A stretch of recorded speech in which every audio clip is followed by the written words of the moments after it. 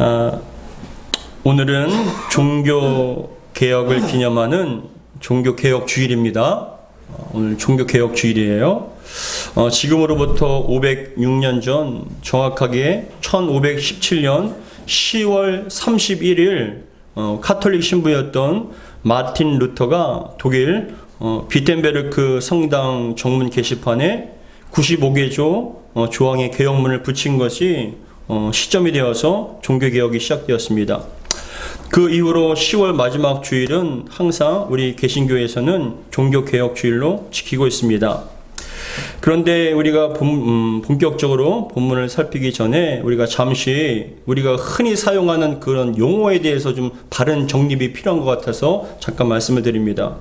우리가 흔히 사용하는 단어 중에 신앙 가운데 기독교와 개신교라는 단어가 있죠. 기독교와 개신교라는 단어가 있는데 교회를 얘기할 때 우리는 기독교인이다 라고 얘기를 하고 또 어떤 교회에서는 개신교다라고 얘기를 합니다.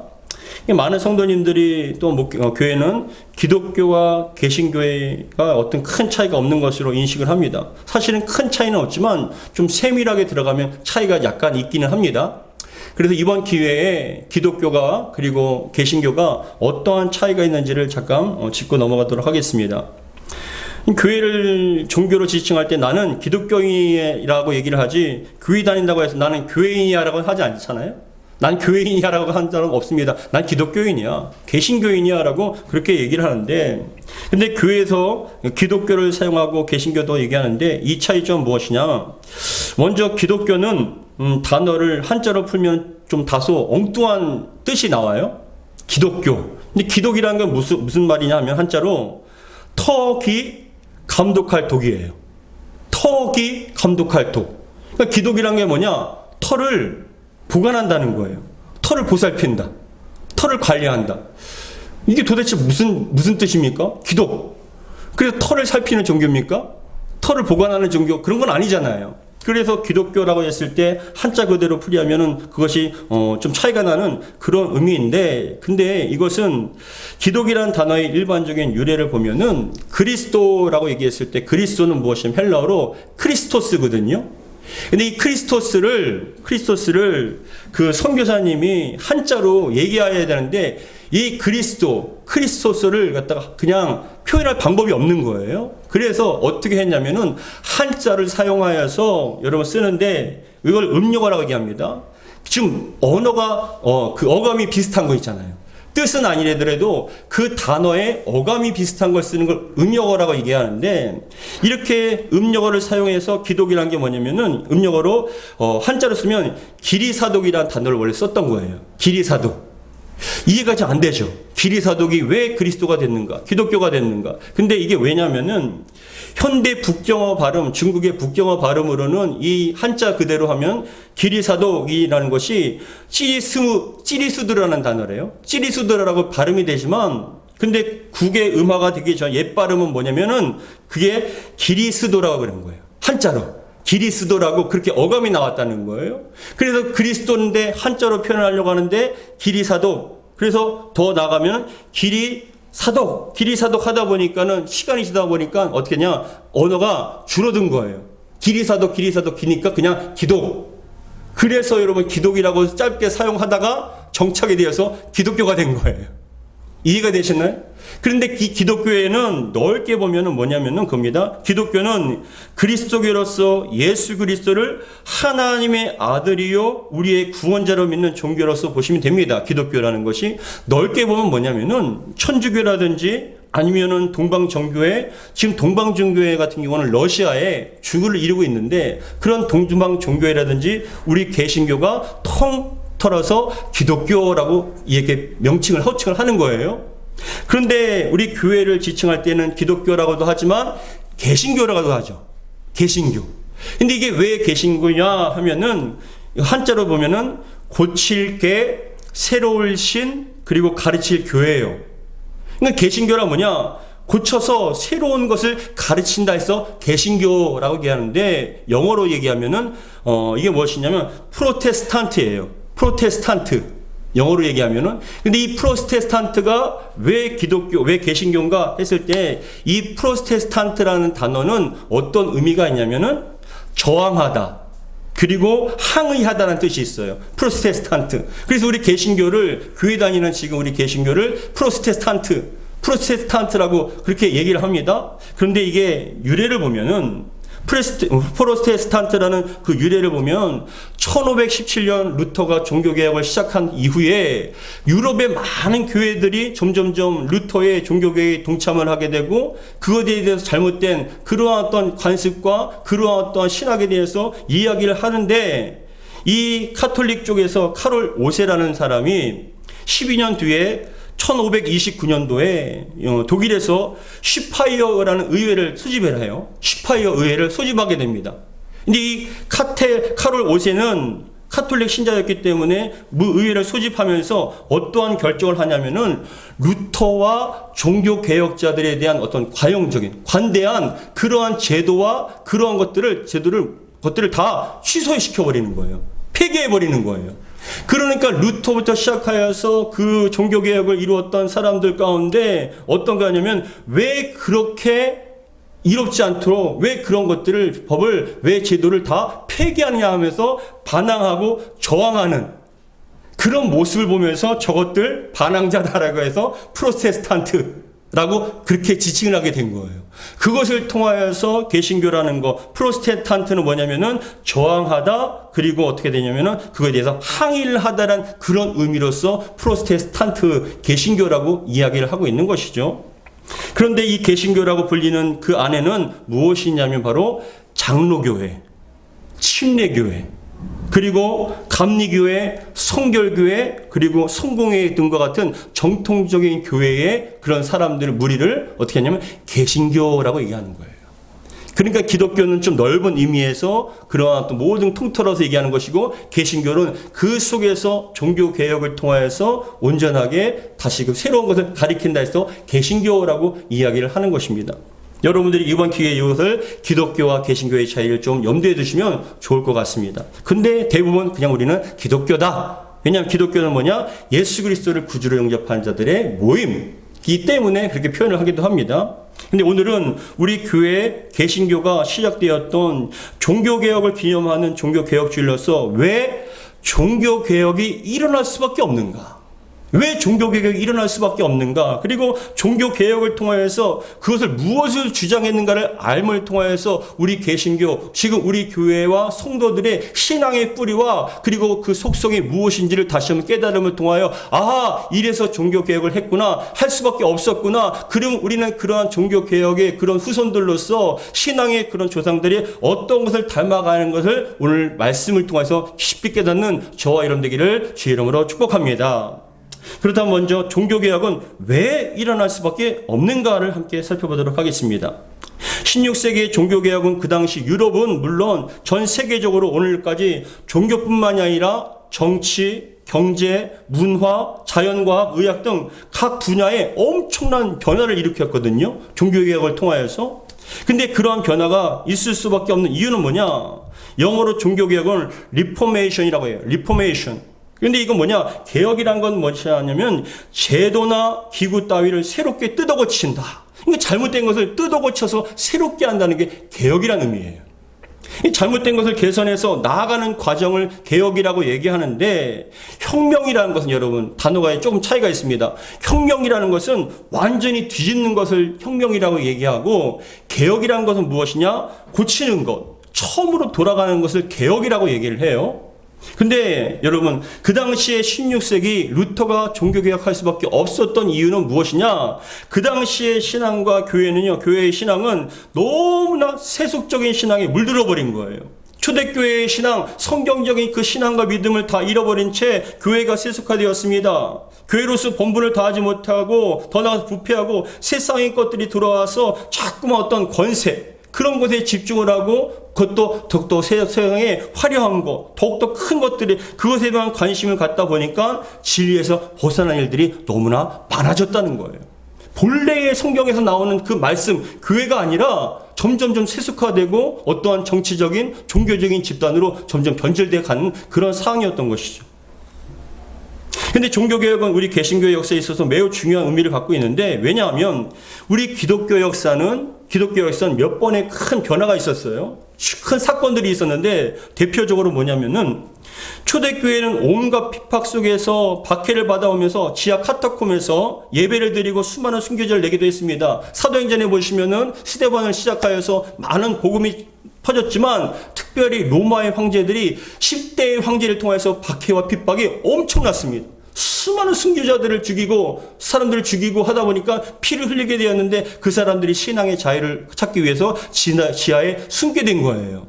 근데 그 복음이 계속 전파가 되고 점점 예수 믿는 자가 전파가 되고 확장되어 나가는 상황 가운데 로마에도 복음이 들어가게 된 거예요. 근데 그 로마 황제가 참 아이러니하게도 엄청난 네로부터 시작해서 도미티아누스 황제 그 원형극장에서 수많은 사람들을 죽이고 핍박하는데도 불구하고 복음은 계속적으로 전파가 되었어요. 근데 놀라운 사건이 나타나는데, 콘스탄티누스 황제 가운데 주후 313년에 로마가 기독교를 국교로 선포해버린 거예요. 313년에. 그러니까 수많은 사람들이 막 지하에서 순교를 하고 또 눈물을 흘리며 기도했을 때, 하나님의 은혜 가운데 교회를 어떻게 국교회로 313년에 주 13년에 그렇게 기독교를 국교로 선포한 다음에 지하에 있던 성도들이요 밖으로 나오게 되었죠. 밖으로 나오니까 수많은 사람이 나오게 되니까 어떻게 되냐면 예배드릴 공간과 장소가 필요했죠. 그러니까 공간을 장소 마련하게 되고 하고 사람들이 몰려오다 보니까 어떻게 됩니까? 점점점 많은 사람들이 오게 됩니다. 특별히 로마의 정치인들과 권세 있는 자들이 교회에 들어오게 되다 보니까 어떻게 되냐? 그 교회가 점점점 세속화가 되고, 더 나가서 권세 잡은 자, 어떤 권력의 그런 어떠한 장을 나타내는 그러한 것으로 변질되어 버리는 거예요. 그래서 숨어서 가정 예배 드리고 동굴에서 드리던 예배를 이제 당당하게 어디서나 드릴 수 있게 되었습니다. 수많은 사람들이 교회로 몰려오게 되었고, 그로 인해 대형 예배당을 짓는 일이 불가피할 정도로 많은 변화가 있었습니다. 세상은 여러분, 그 당시에 유럽과 전 세상은 기독교로 여러분 천지가 되었습니다. 교회는 권력을 장악하게 되면서 서서히 부작용이 일어나기 시작한 거예요. 예배의 신비적인 요소들이 들어가기 시작했고, 마리아 사상을 여러분 들어오게 되었고, 유물 사상이 시작되었으며 교회가 점점 부패하게 됐는데, 여러분 예배와 신앙이 점점 형식화가 되고 어떻게 되면 의식화된 거예요. 화려하지만 점점 형식화가 되고, 그 속에 어떤 임재보다는 어떤 의식화된 것, 어떤 제도적인 것, 급기야는 여러분 동방교회와 서방교회가 나눠지게 되는데, 이게 또 중요해요. 주후 1053년에 교회가 둘로 나눠지게 되는데, 동방의 교회와 서방의 교회로 나눠지게 되는 거예요, 교회가. 근데 이 동방의 교회는 어떤 교회냐면은 동유럽과 중동 지역에서 동방의 교회로, 동쪽에 헬라 정통교회인데 지금은 명맥을 유지하는 게 러시아의 정교회, 그쪽이 동방교회가 되고, 서쪽에는 서로마를 중심으로 해서 교회가 세워지는데, 로마의 교황을 중심으로 세워지는 게 여러분 지금의 로마 카톨릭 교회예요. 동방의 교회와 서방의 교회가 1054년에 나눠지게 되는데, 근데 점점점 서방의 교회가 세력을 얻게 됩니다. 그 로마를 중심으로 해서 점점점 장악하게 됩니다. 그게 바로 카톨릭 교회예요. 카톨릭 교회. 그런데 중요한 것은 이후에 유럽은 대체로 서방의 교회, 즉 로마 카톨릭 교회로 지배하게 되었는데, 여러 암흑 세기를 지나오면서 불행히도 이 교회는 점점점 교황이, 그리고 어떤 그 종교인들이 더 많은 권세를 얻게 돼요. 역사적으로 보면 그 교황이 그 권력을 다 차지하게 되었을 때는 어떤 현상이 벌어지냐? 그 나라의 황제도 교황이 명령하고 교황이 선택한 사람이 황제로 세워지는 거예요. 그러다 보니까 절대적인 권력과 무소불위한 그런 권력이 자꾸만 집중이 되다 보니까 점점점 부패가 되고 권력 위주로 세속주의로 바뀌어지게 되는 그런 상황에 된 것이죠. 근데 중요한 것은 그런 상황 가운데 부작용이 일어나는데, 성직을 돈으로 매매하는 거예요. 성직 매매. 돈으로 주고 사고 파는 거예요. 그리고 어떤 일이 벌어지냐면 16세기 초에 루터가 종교개혁을 일으키게 되는 결정적인 상황 가운데 어떤 얘기하냐면, 죄사함을 받는데 면죄부를 사면, 이게 결정적이었어요. 죄사함을 받는데 면죄부를 사면 죄를 사함을 받을 수 있다라는 거예요. 그런 주장을 하게 된 거예요. 앞에 그림 보시면은 교황청에서 면죄부를 이제 팔게 되는데, 루터는 이에 대해서 돈으로 죄를 용서할 수 없다, 그럼 부유한 사람은 아무리 죄를 져도 구원받을 수 있냐?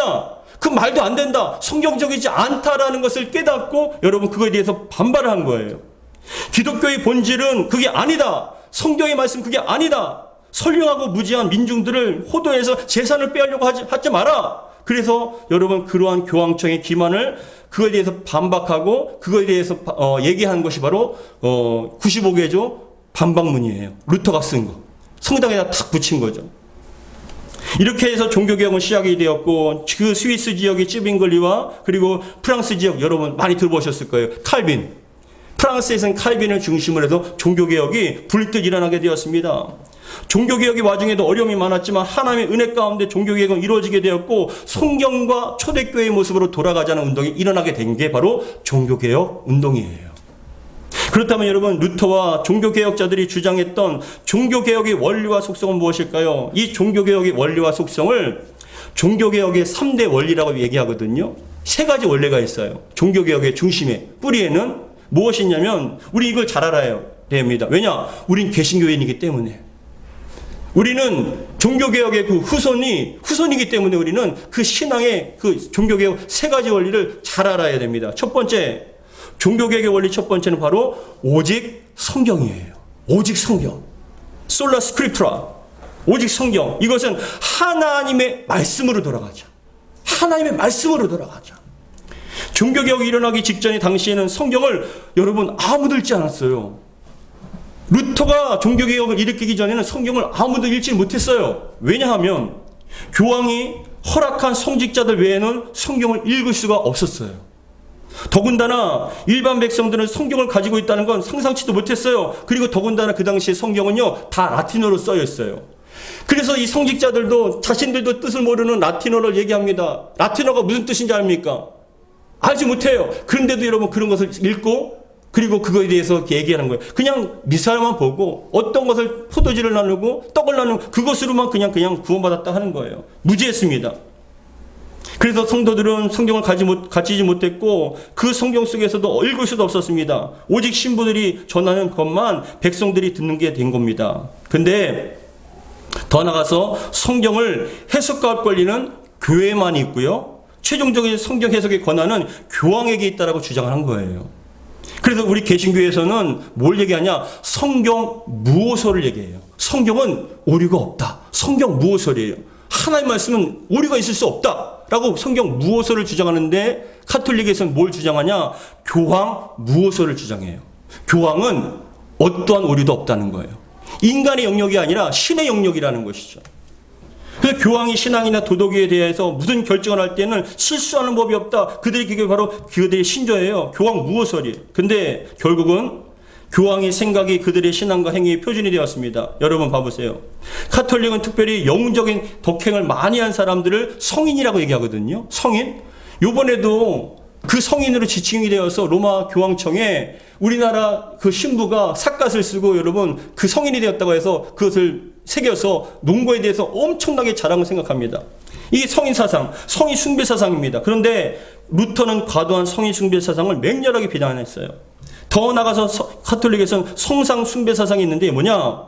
그들은 성당 안에 예수 그리스도와 마리아와 성인들과 교황들의 형상을 만들어 놓고 그 형상에게 절을 하고 기도하는 행위를 했습니다. 근데 여러분 이것은 뭐냐? 10계명 중에 2계명 하늘로도 땅으로도 바다로도 어떠한 형상을 만들어서 그것에게 절하지 말라라고 얘기했어요. 이게 성경이에요. 이게 진리예요. 그런데 그러한 어떤 사람들의 형상을 만들어 놓고 어떻게 그것에 절을 하는 거예요. 그것을 여러분 위해서 기도를 하는 거예요. 개신교는 교회는 아무런 형상이 없이 깨끗합니다. 더 나아가서 십자가 숭배 사상을 합니다.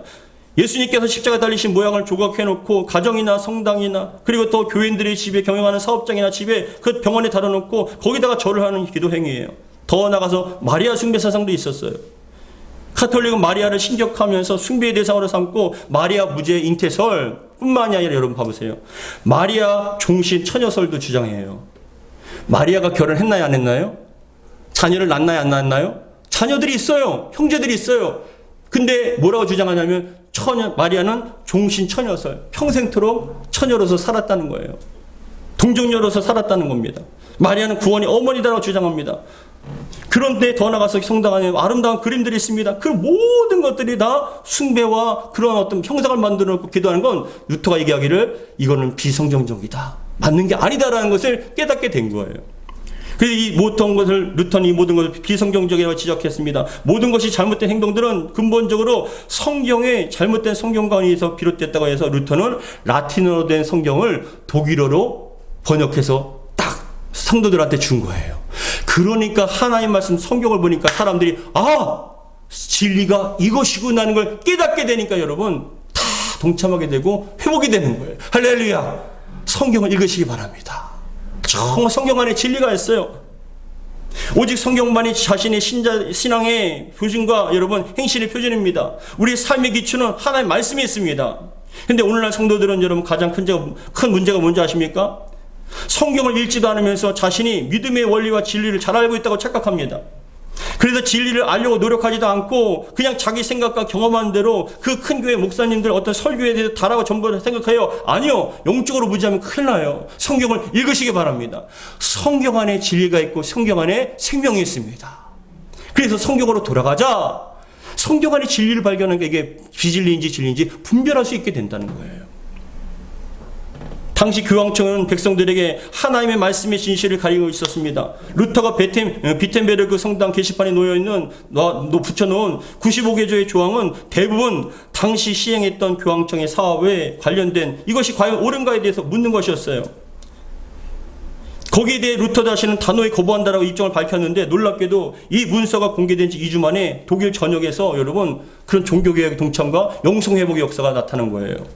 신앙의 물길이 불타올랐습니다. 여러분 그래요. 말씀이 들어가면 여러분 영혼이 바뀌어지게 되어 있어요. 하나님의 말씀이 여러분 안에 들어가면 바뀌어지게 되어 있어요. 근데 여러분 교황청 이런 개혁이 일어나자 제일 먼저 타격을 받게 된 것이 여러분 다음 보시면 면죄부 사업이에요. 왜냐? 잘 들어보세요. 더 이상 면죄부를 팔 수 없었던 거예요. 루터의 그것 때문에. 왜 그러냐? 교황청이 처음 면죄부를 판 것은 언제냐면은 주 1096년이에요. 1096년에 어떤 일이 있느냐? 십자가 전쟁. 이스라엘 예루살렘이 그 중동 이슬람한테 빼앗겼다고 해서 십자가 전쟁을 통해서 회복시켜야 된다. 우리가 그것을 찾아야 된다라고 십자가 전쟁을 일으키는데 사람들을 전쟁에 나가게 하려면 뭐냐면 면죄부를 판매한 거예요. 뭐냐? 너희들이 이 면죄부를 산 사람은 죽어도 지옥에 가지 않고 연옥에도 머물지 않고 곧장 천국으로 간다는 거예요. 이게 면죄부의 특징이에요. 근데 그 후에 교황청이 다음 그림 봐보세요. 베드로 성당이라고 합니다. 있습니다. 로마에. 그 베드로 성당이란 것이 엄청나게 큰 거예요. 어마어마한 돈이 필요합니다. 그 성당은 한꺼번에 8,000명이 들어가는 곳이에요. 8,000명이. 규모가 어마어마합니다. 다음 그림 보시면. 그래서 8,000명이 미사를 드릴 수 있도록 세계에서 제일 큰 성당입니다. 짓는 데만 100년 걸렸어요. 다음 그림 보시면. 그래서 이 100년 동안 라파엘이나 미켈란젤로 들어보셨죠? 그런 건축가와 미술가들이 그 베드로 성당에서 엄청나게 많은 것들을 그리면서 여러분 어마어마한 일을 하는데 투자하는데 무엇이 필요하냐? 돈이 필요하잖아요. 돈이 없으면 못 짓지 않습니까? 그래서 교황청이 다시 팔게 된 게 바로 면죄부인 거예요. 면죄부를 더 많이 팔기 위해서 교황청은 전문 판매원 신부를 여러분 영입했는데 그 신부가 테첼이라는 신부인데 이 테첼이 뭐라고 사람들한테 얘기했냐? 그 당시에 이 테첼이라는 신부가 면죄부를 팔기 위해서 백성들에게 한 얘기가 뭐냐? 당신의 돈이 헌금통에 딸랑거리는 소리를 듣는 순간 그 찰랑하는 순간 당신의 부모님들은 조상들은 영혼은 연옥에서 벗어나 천국으로 가게 됩니다. 당신들의 그 헌금이 짤랑하는 순간에 당신의 조상들이 영혼들이 어떻게 해요? 연옥에서 천국으로 가게 됩니다. 지옥에서 연옥으로 가게 됩니다. 그 얘기를 들으니까 여러분 조상을 사랑하니까 안 살 수가 있습니까? 사게 되잖아요. 연옥은 성경에도 없어요. 카톨릭이 만들어낸 천국과 지옥의 사이의 중간지대입니다. 아주 악한 죄인은 죽으면 지옥 가지만 그래도 보통 죄인은 지옥으로 가지 않고 연옥으로 간다고 얘기해요. 그리고 연옥에서 착한 일을 많이 쌓으면 어떻게 되냐? 천국 간다는 거예요. 근데 뭐라고 주장을 하냐면은 그들이 이 연옥에서 고행을 거친 다음에 많은 착한 일을 쌓으면 여러분 천국으로 가게 되는데 면죄부를 사면 그런 일이 없이 그냥 간다는 거예요. 연옥에서 천국으로 갈기까지 몇천 년이 걸릴 수 있습니다. 근데 여러분들이 면죄부를 사면은 그것이 여러분 공로가 되어서 어떻게 해요? 바로 천국으로 간다는 거예요. 루터는 카톨릭 사제로서 교황청의 사업을 주시하는데 면죄부 하는 걸 더 이상 보고 참을 수 없었습니다. 그래서 기독교의 복음의 번질이 어디에 성경에 면죄부가 있냐? 그리고 면죄부를 사면은 구원받는다는 것이 지옥에서 연옥 가고 연옥에서 지옥 천국 간다는 게 어디에 적혀 있냐? 왜 거짓말해서 사람들을 이렇게 호도하냐라고 그렇게 반박문을 낸 게 바로 루터의 종교 95개조 방박문인 거예요. 구원은 면죄부를 산다고 해서 얻어지는 것이 아니라 오직 하나님의 은혜로 얻게 된다는 것. 무엇을 통하여? 성경을 통해서 알게 된 거예요. 두 번째, 종교개혁의 원리는 오직 은혜로만입니다. 면죄부를 사면 구원받는 게 아니라 에베소서 2장 8절과 9절을 얘기합니다. 루터는 같이 읽겠습니다. 시작. 너희는 그 은혜에 의하여 믿음으로 말미암아 구원을 받으니 이것은 너에게서 난 것이 아니요 하나님의 선물이라. 행위에서 난 것이 아니니 이는 누구든지 자랑하지 못하게 함이라. 행위에서 난 게 아니에요. 10번 자랑하도 한 번 못하면 여러분 지옥 가야 됩니까? 99번 여러분 평생토록 50평생 잘하다가 한 번 실수하면 여러분 지옥 가야 됩니까? 연옥 가야 됩니까? 아니라는 거예요. 우리는 잘한 일 하나 앞에 온전하게 행위로서 구원받을 수 없는 존재예요. 타락한 죄인입니다. 그렇기 때문에 예수님께서 이 땅에 오셨고 예수님께서 십자가를 통해서 그 보혈을 말미암아 우리 죄는 사함받았고 죽으심과 부활하심을 통해 우리는 구원받게 되는 거예요. 우리는 그 예수님의 보혈과 예수님의 죽으심과 부활을 믿음을 통해서 우리는 구원받게 되는 줄 믿으시기 바랍니다. 그게 여러분 진리예요. 근데 어떠한 행위로도 구원받을 수 없는데 이런 면죄부라든지 아니면 여러 가지 행동을 통해서 구원받는다라고 자꾸만 잘못 가리키는 건 뭐냐? 그 영혼들에게 더 짐을 지운다는 거예요. 그래서 성경에 말씀합니다. 오직 은혜로 구원받는 것이다. 이게 두 번째 얘기예요. 세 번째 무엇이냐? 오직 믿음으로라는 거예요. 오직 믿음으로 말미암아. 오직 믿음으로 말미암아. 여러분 오늘 본문 로마서 1장 16절에서 17절 같이 한번 읽겠습니다. 시작. 내가 복음을 부끄러워하지 않으니 이 복음은 모든 믿는 자에게 구원을 주시는 하나님의 능력이 됨이라. 먼저는 유대인에게요 그리고 헬라인에게로다. 17절에 복음에는 하나님의 의가 나타나서 믿음으로 믿음에 이르게 하나니 기록된 바 오직 의인은 믿음으로 말미암아 살리라 함과 같으니라. 하나님께서 기뻐하시는 의인은 누구냐? 어떤 행함으로 만족시킬 수 없어요. 오직 믿음으로 말미암아 예수님을 믿음으로 말미암아 의롭다 칭해 주신다는 거예요. 할렐루야. 종교개혁을 단행한 루터는 잘 들어보세요. 1505년 문법과 변증학과 수사학 등을 공부해서 차석으로 문학 석사가 됐어요. 이 차석으로 문학 석사가 된 이 루터가 어느 날 집에 돌아가는 길에 무시무시한 벼락을 여러분 만나게 됐는데 벼락을 치는데 같이 가던 친구가 그 자리에서 직사를 했어요. 벼락에 맞아서. 너무나 놀란 이 루터는 엎드려서 그 당시에 광부들의 수호 성인 여러분 그 성인을 부르면서 소리 질렀습니다. 성안나 성모의 어머니여 나를 도우소서 저는 신부가 되겠습니다라고 얘기한 거예요. 그러니까 여러분 그렇게 신부가 되겠다라는 그런 소원 가운데 아버지의 반대에도 불구하고 루터는 신부가 되었어요. 수도가사가 되어서 죽음에 대한 문제에 대해서 고민했어요. 왜요? 친구가 그 바로 옆에서 벼락 맞아 죽었잖아요. 그 비참한 모습을 보면서 죽음에 대한 공포가 오게 된 거예요. 그러면서 어떻게 했냐면은 여러분 죽음에 대한 문제를 그것을 해결하기 위해서 미사와 기도와 묵상으로 수도원에서 엄격한 구의를 지키고요. 금욕을 하면서 금식을 했어요. 아침에 일찍 일어나서 찬물로 목욕하고 금식하며 자신의 행위가 의로워져서 하나님 앞에 바로 설 수 있도록 날마다 예배하고 기도하고 여러분 자신의 모습을 살핀 거예요. 하루에도 몇 번씩 고해성사를 합니다.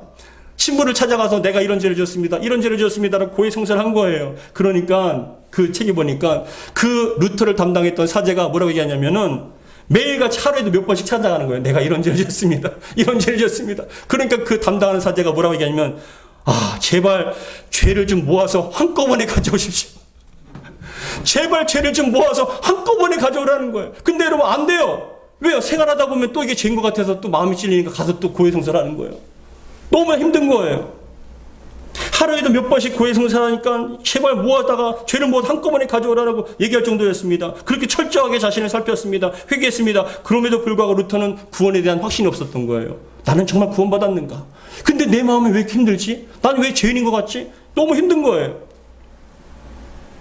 그러다가 여러분 그는 비텐베르그 대학에서 신학 박사를 받아서 교수가 되었는데 그러던 중에 루터는 교황청의 초청을 통해서 로마를 방문하게 됐어요. 근데 로마를 방문하게 됐는데 로마에 계단 성당이라는 게 있어요. 계단 성당이라고 했는데 28개의 계단을 오르면서 오는데 무릎으로 기면서 올라가면서 기도를 하면은 죄가 사해진다고 여긴 거예요. 28개의 계단. 루터도 마찬가지로 그 온 기념으로 인해서 계단 성당을 찾아서 28개의 계단을 무릎으로 기면서 올라갔어요. 내 죄를 사해 주옵소서. 내 죄를 사해 주옵소서. 그런데 오르던 중에 루터의 마음에 어떤 말씀이 탁 지나가냐면 바로 오늘 본문 말씀이에요. 로마서 1장 17절 말씀이 탁 마음을 때린 거예요. 뭐라고 얘기합니까? 1장 17절에 복음에는 하나님의 의가 나타나서 믿음으로 믿음에 이르게 하나니 기록된 바 오직 의인은 믿음으로 말미암아 살리라 함과 같으니라. 그것을 깨닫고 여러분 다시 와서 그 로마서 1장 17절을 계속 연구했습니다. 그래서 찾게 된 것이 무엇이냐? 아하, 우리의 행위가 아니라 예수님께서 십자가를 통해서 이루신 그것을 믿음으로 말미암아 구원받게 되는구나라는 것을 깨닫게 된 거예요. 그게 바로 우리 개혁교회, 우리 개신교회의 가장 중요한 이신칭의예요. 그 교리가 이신칭의, 믿음으로 말미암아 구원받는다. 예수님께서 행하신 그 일로 말미암아 그것을 믿음으로 말미암아 우리가 구원받는다. 여러분 오직 믿음으로 구원받는지 믿으시기 바랍니다. 아무리 선하고 착하게 해도 여러분 100가지 1000가지 잘해도 한 가지 잘못하면 죄인이제요. 강도가 여러분 매일 강도짓 합니까? 아니요. 어쩌다 한 번 하다면 그것이 죄인이 되어서 어쩔 수 없는 거예요. 우리는 인생은 죄를 질 수밖에 없는 인생이에요. 그렇기 때문에 예수님께 이 땅에 오신 것이고 우리 위해서 피를 흘리시고 죽으시고 죄값을 대신 치러주셨기 때문에 우리는 법정적으로 의인이라 칭함을 받은 거예요. 이러한 진리를 깨닫게 되니 여러분 얼마나 자유롭습니까? 평생토록 여러분 자유함이 없었던 사람, 그 죄의식과 죄로 말미암아 공포에 떨던 이 루터가 그 진리를 깨닫게 되니 완전한 자유를 누리게 된 겁니다. 할렐루야! 진리를 알지니 진리가 너희를 자유케 하리라. 요한복음 8장 32절 같이 읽겠습니다. 시작. 진리를 알지니 진리가 너희를 자유롭게 하리라. 할렐루야. 진리 대신 예수님께 여러분 안에 임하게 되면은 여러분 마음에 참된 자유가 임합니다.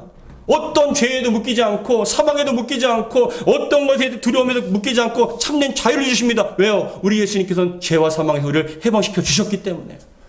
그것을 믿음으로 말미암아 우리도 해방되고 자유를 얻게 되는 겁니다. 여러분 무엇으로부터 얽매입니까? 무엇으로부터 속박당합니까? 무엇에 끌려다닙니까? 진리가 여러분 가운데 임하시기 바랍니다.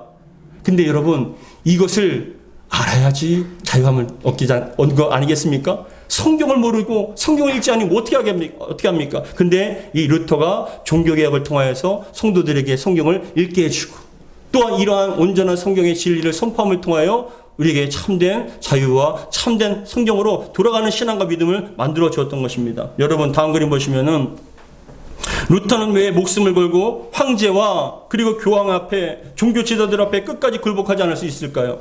얼마든지 자신의 목숨을 잃을 수도 있는 상황에서 끝까지 이기고 견딜 수 있었던 힘은 어디서 나왔을까요? 그것은 뭐냐?